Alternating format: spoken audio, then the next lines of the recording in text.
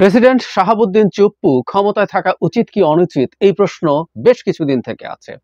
বিশেষ করে ৫ আগস্ট শেখ হাসিনার পতন এবং ভারতে পালিয়ে যাওয়ার পর থেকে অনেকেই মনে করছেন শাহাবুদ্দিন চুপ্পু ক্ষমতায় থাকা কোনোভাবেই উচিত না।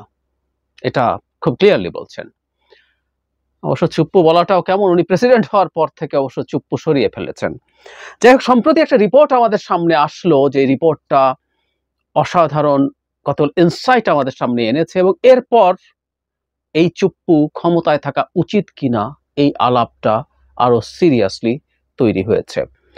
আগে যারা বলছিলেন চুপ্পু ক্ষমতায় থাকা উচিত না, সেটা এই কারণে বলেছিলেন যে সরকারটাকে পতন ঘটানো হয়েছিল, সেই সরকার কর্তৃক নির্বাচিত একজন রাষ্ট্রপতি কেন থাকবে এবং তার কাছে কেন শপথ নেওয়া হবে, এই আলাপও অনেকে করার চেষ্টা করেছেন। আমি ওই তর্কে এখন ঢুকছি না, কিন্তু সাংবিধানিকভাবে যে সংবিধানটা এখনো বলবৎ আছে সেটা অনুযায়ী একজন মানুষ যখন রাষ্ট্রপতি নির্বাচিত হন, তিনি নির্দলীয় ব্যক্তিতে পরিণত হন।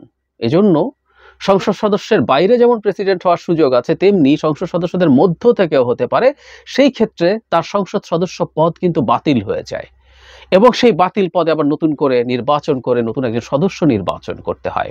সো টেকনিক্যালি যিনি রাষ্ট্রপতি হন তিনি দল দ্বারা বা দল কর্তৃক নির্বাচিত হলেও তিনি আসলে দলের মানুষ নন। যাই হোক, সেটা বিষয় না। যে রিপোর্টটা একটা নতুন সাড়া ফেলেছে, সেই রিপোর্টটা নিয়ে একটু কথা বলি। আমাদের সবারই খুব পরিচিত, আমাদের এই গণতন্ত্রের লড়াইয়ে খুব গুরুত্বপূর্ণ ভূমিকা পালন করা জুলকারনাইন সায়ের এইটা প্রথম তার ফেসবুকে দিয়েছেন, আমি দেখেছি। পরে বাংলা আউটলুকে এই রিপোর্টটা এসছে, আমি বাংলা আউটলুক থেকে পড়ছি। বাংলাদেশের রাষ্ট্রপতি মোহাম্মদ শাহাবুদ্দিন চুপ্পুর মালয়েশিয়ায় সেকেন্ড হোমে বিনিয়োগ এবং দুবাইয়ে ব্যবসা ও রেসিডেন্সি রয়েছে। এছাড়াও তিনি তৃতীয় একটি দেশের পাসপোর্ট বিনিয়োগ করেছেন বলেও কথিত রয়েছে। রাষ্ট্রপতি চুপ্পুর মালয়েশিয়ার সেকেন্ড হোমে ১,৫০,০০০ রিঙ্গিত বিনিয়োগ এবং দুবাইয়ের কয়েকটি ব্যাংক অ্যাকাউন্টের বিস্তারিত ও ওয়ারদাত জেনারেল ট্রেডিং এলএলসি নামে দুবাইয়ে নিবন্ধিত একটি প্রতিষ্ঠানে ব্যবসায়িক বিনিয়োগের বিনিময়ে রেসিডেন্স ভিসা পাওয়ার প্রমাণস্বরূপ বিভিন্ন কাগজপত্র বাংলা আউটলুকের হাতে এসেছে। যদিও এসব বিনিয়োগ তিনি রাষ্ট্রপতি হওয়ার আগে করেছেন, তবে প্রশ্ন উঠেছে, রাষ্ট্রপতি বিদেশে এসব বিনিয়োগের জন্য কোনো অনুমতি গ্রহণ করেছেন? বাংলাদেশ ব্যাংকের অনুমতি ব্যতীত মালয়েশিয়ার সেকেন্ড হোমে চুপ্পুর ১,৫০,০০০ রিঙ্গিত ও দুবাইয়ে ব্যবসার বিনিয়োগ কি বৈধ? তিনি যদি আনুগত্য মেনে অর্থের বিনিময়ে তৃতীয় একটি দেশের পাসপোর্টও গ্রহণ করে থাকেন, তাহলে কি বাংলাদেশের রাষ্ট্রপতি হিসেবে বহাল থাকা তার পক্ষে সম্ভব হবে? বাংলাদেশ ব্যাংকের সংশ্লিষ্ট বিভাগ জানিয়েছে, বাংলাদেশের রাষ্ট্রপতি মোহাম্মদ শাহাবুদ্দিন চুপ্পুকে কখনোই এত বিপুল পরিমাণ অর্থ বিদেশে নেয়ার অনুমতি দেয়া হয়নি। এর মধ্যে বাংলা আউটলুক এগুলো জুলকারনাইন সায়ের তার ফেসবুককেও ইনক্লুড করেছেন ডকুমেন্টগুলো। শেষে একটা প্রশ্ন আছে, তিনি যদি পাঁচারের প্রশ্ন পরে আসছি, অন্য দেশের পাসপোর্ট গ্রহণ করেন তাহলে রাষ্ট্রপতি হিসাবে বহাল থাকা সম্ভব কিনা? সাংবিধানিকভাবে উত্তর হচ্ছে না। বাংলাদেশের রাষ্ট্রপতি হওয়ার জন্য যে কতগুলো যোগ্যতা প্রয়োজন হয় তার মধ্যে একটা কথা খুব স্পষ্টভাবে লেখা থাকে, সেটা হচ্ছে তিনি সংসদ সদস্য হওয়ার মতো সব যোগ্যতা থাকতে হবে। এর মধ্যে বয়সে একটু ডিফারেন্স আছে, সংসদ সদস্যের ক্ষেত্রে এটা 25, রাষ্ট্রপতির ক্ষেত্রে 35, কিন্তু সংসদ হওয়ার মতো সব যোগ্যতা তার থাকতে হবে। তাহলে ওখানে আমরা যদি যাই, তাহলে সেখানে সংসদ সদস্য হওয়ার যোগ্যতার মধ্যে ক্লিয়ারলি লেখা আছে, কেউ যদি বিদেশি অন্য কোনো দেশের নাগরিকত্ব গ্রহণ করেন তাহলে তার সংসদ সদস্য হওয়ার যোগ্য হবেন না তিনি। সুতরাং বাংলাদেশের কোনো রাষ্ট্রপতি যদি অন্য দেশের নাগরিকত্ব গ্রহণ করে থাকেন, তাহলে তিনি কোনোভাবেই বাংলাদেশের রাষ্ট্রপতি থাকতে পারেন না সাংবিধানিকভাবে। সুতরাং তিনি এই ধরনের নাগরিকত্ব নিয়েছেন বা রেসিডেন্সি যদি নিয়ে থাকেন, এটাই যথেষ্ট কারণ তার রাষ্ট্রপতির পদ থেকে চলে যাবার জন্য। ক্লিয়ার?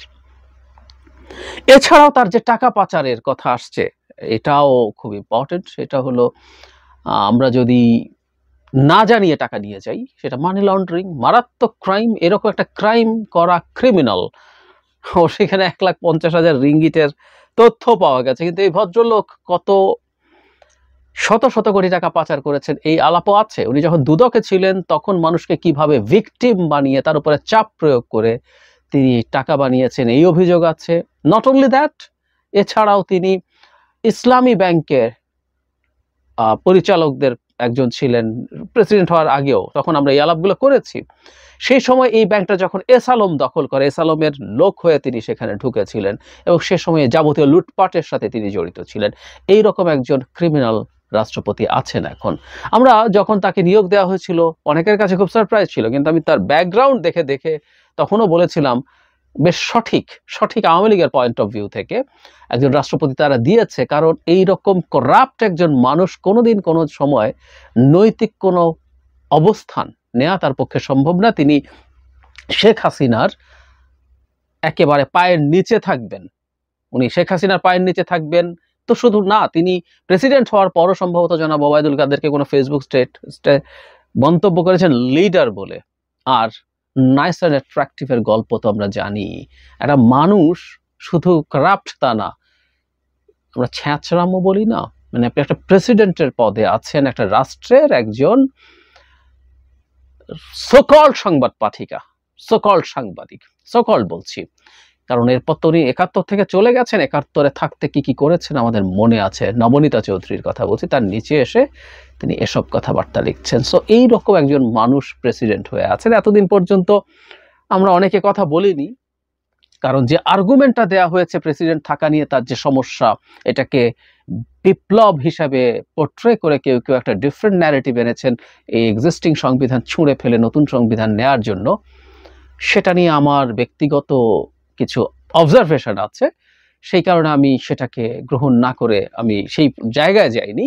আমি ইনফ্যাক্ট এটা নিয়েও কথা বলবো যে আর্গুমেন্টটা আমাদের অনেকের সামনে আছে, অনেকে বলছে, আমি আমার আশপাশে অনেকে বলতেও শুনছি।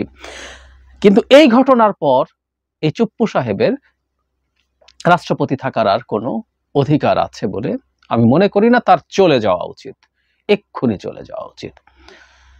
যেহেতু আমাদের সংবিধান এখনো বহাল আছে, এই সংবিধান বহাল থাকা অবস্থায় তার যাওয়া কিছু জটিলতা তৈরি করতে পারে। যেমন ধরুন, আপনি যদি কনস্টিটিউশনে যান, দেখবেন রাষ্ট্রপতিকে পদত্যাগ করতে হয় স্পিকারের কাছে চিঠি লিখে। বাংলাদেশে তো স্পিকার নেই।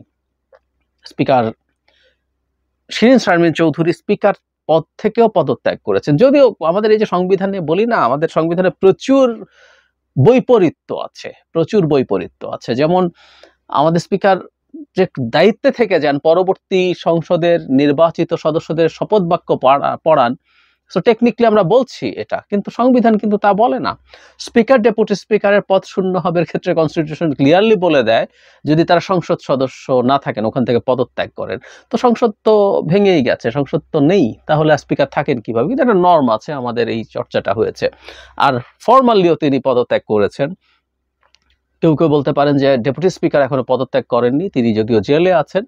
সো কাগজে কলমে তিনি স্পিকারের দায়িত্বে আছেন, এবং সংবিধান বলে যদি ডেপুটি স্পিকারও না থাকে তাহলে কার্যপ্রণালী বিধি অনুযায়ী আমরা জানি যে প্রত্যেকটা সেশন শুরুর সময় একটা কমিটি করা হয়, যেখানে স্পিকার ডেপুটি স্পিকার একজনও যদি না থাকে, তারপর কোনো একজন সদস্য সেই দায়িত্ব পালন করেন। এখন যেহেতু সংসদ নেই, সেটাও হতে পারে না। সো ডেপুটি স্পিকার কাগজে কলমে আছেন, এবং উনি যেহেতু এখনো কনভিক্টেড না, তাহলে ওনার পদও বহাল আছে বলে কেউ বলতেই পারেন। তাহলে তার কাছে পদত্যাগ করতে পারেন, এবং তখন সেই ক্ষেত্রে আবারও পদত্যাগ করলে কে প্রেসিডেন্ট হবেন? সংবিধান বলে ইন্টারিম, নতুন প্রেসিডেন্ট সংসদ দ্বারা নির্বাচিত হওয়ার আগ পর্যন্ত এই দায়িত্ব স্পিকার নেবেন। আবার স্পিকার যেহেতু নাই, সুতরাং ডেপুটি স্পিকার সেই দায়িত্বে আসবেন। এরকম নানান কথা দিয়ে জটিলতা তৈরি করার চেষ্টা কেউ কেউ করবেন হয়তো। আমি মনে করি তিনি যদি পদত্যাগ করেন, তিনি ডেপুটি স্পিকার বরাবর করতে পারেন। করে আমরা ইজিলি যেটা করতে পারি সেটা হচ্ছে এই ডেপুটি স্পিকার কনস্টিটিউশনালি প্রেসিডেন্ট হওয়ার, প্রেসিডেন্টের দায়িত্বে যাওয়ার এক ধরনের সাংবিধানিক পরিস্থিতি আছে, এটা বলা যেতে পারে। কিন্তু সেই পুরনো কথা, আমরা বিদ্যমান পরিস্থিতিতে যেভাবে এই সরকারটাকে বৈধ বলেছেন আমাদের সর্বোচ্চ আদালত, সুপ্রিম কোর্টের আপিল বিভাগ, আর্টিকেল 106 অনুযায়ী তার যে ক্ষমতা আছে যে তার কাছে রেফারেন্স চাওয়া যায়, এই ক্ষেত্রে কি করা যেতে পারে বাংলাদেশের এই অভ্যুত্থান পরবর্তী পরিস্থিতিতে, এই জিনিসটা করা যেতে পারে। আর না হয় আমরা আসলে কিছু একটা, আমরা কোনো একজনকে প্রেসিডেন্ট করব, সেটা কে যাবেন নানান আলোচনা আছে। কেউ কেউ ডক্টর ইউনূসকে এই পদে চলে যেতে বলছেন। এখন ডক্টর ইউনূস এই পদে যদি চলে যান, নির্বাহী ক্ষমতা নিয়ে যাবেন কিনা? কারণ বাংলাদেশে এর আগে যে ধরনের প্রেসিডেন্ট ব্যবস্থা আছে সেটার মধ্যে নির্বাহী ক্ষমতা নেই, অথবা এক্সিস্টিং প্রেসিডেন্সিয়াল ফর্মে অন্য একজন প্রেসিডেন্টকে আমরা এখানে দায়িত্ব দিতে পারি, যেহেতু আমাদের এই সময়টার মধ্যে অনেক ক্ষেত্রেই সাংবিধানিক রীতি আমরা ভাঙবো, সংবিধান বহির্ভূত কাজ করব। যেমন এই সরকারটা সংবিধান বহির্ভূত, কোনো সন্দেহ নেই। কোনো প্রধানমন্ত্রী যদি পদত্যাগ করেন তার পরবর্তী 90 দিনের মধ্যে নির্বাচন হতে হবে, এটাও 15th অ্যামেন্ডমেন্টের পর এটা আছে। তো যদি সেটা হয়ে থাকে সেটাও আমরা ভাঙবো, 90 দিনের মধ্যে নিশ্চয়ই নির্বাচন হতে যাচ্ছে না বাংলাদেশে। সেরকম আরো অনেকগুলো ঘটনা ঘটবে। সুতরাং এই প্রেসিডেন্ট যে আমরা এখানে নিযুক্ত হবেন সেটাও সংবিধানের বাইরে হতেই পারে, এবং সেই কথা আমরা এইসব ঘটনা আমরা পরবর্তী সংসদ এগুলোকে র্যাটিফাই করবে, এগুলোকে বৈধতা দেবে। আমাদের এরকম চর্চা আমাদের দেশে একাধিকবার হয়েছে, সুতরাং আমি এতে কোনো সমস্যার কিছু দেখি না। কিন্তু বটম লাইন হচ্ছে, গেলে কি হবে না হবে চাইতে জনাব শাহাবুদ্দিন চুপ্পু এই যাবতীয় ঘটনার পর তার পদে থাকা উচিত না। এবং এটা নিয়ে আমাদের যারা লিগ্যাল অ্যান্ড কনস্টিটিউশনাল এক্সপার্টস আছেন তারা সেটার পদ্ধতি বের করুন। আমাদের সুপ্রিম কোর্ট আছে, আমাদের এখন একজন বাংলাদেশের প্রধান বিচারপতি আছে। বাংলাদেশে বহুদিন বাংলাদেশের প্রধান বিচারপতি ছিল না, সংবিধান অনুযায়ী উনি বাংলাদেশের প্রধান বিচারপতি। এতদিন পর্যন্ত চাটুকার কতগুলো তৃতীয় শ্রেণীর লোকজনকে শেখ হাসিনা বসিয়েছিলেন ওই চেয়ারটায়। সো আমাদের যেহেতু একজন বাংলাদেশের প্রধান বিচারপতি এখন আছেন, তিনি এই ব্যাপারে তার নেতৃত্বে আপিল বিভাগ মতামত জানাবেন। আমার মনে হয় অন্তর্বর্তী সরকার এবং আমাদের দিক থেকে এখন এই দাবি আসতেই পারে।